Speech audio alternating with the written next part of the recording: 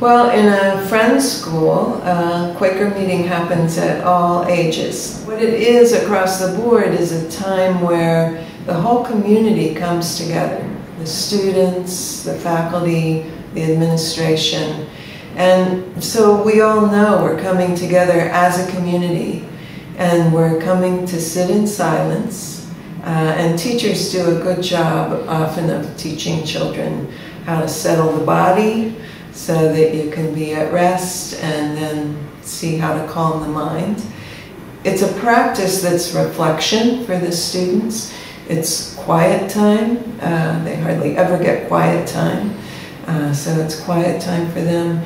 And it shows that the community as a whole is gathered, and we're all equal in spirit. We all have equal access to wisdom and insight and truth.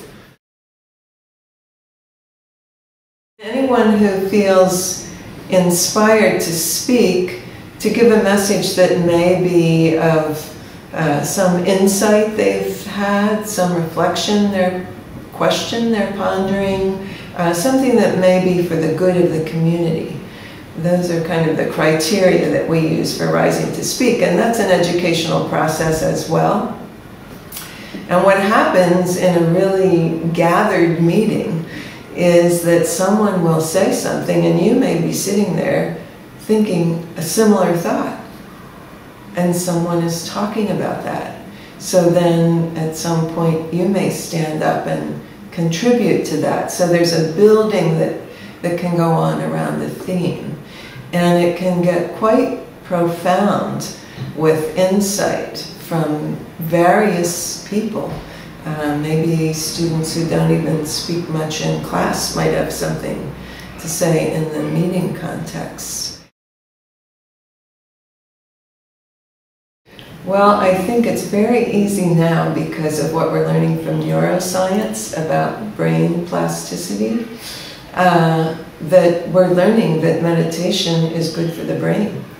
It's good for the entire physiology. So I think parents could talk about it as a time where your mind is learning and doing something different that it doesn't do when it's thinking about something or studying or dreaming or sleeping. It's a different phenomenon. So there's a great quote that I like from John Fothergill, a 17th century Quaker educator from Britain, who said, "What we do in Friends schools is habituate students to silence."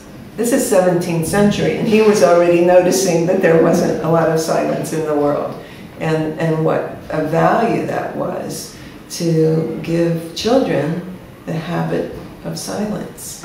And I think it's even more necessary in our world today.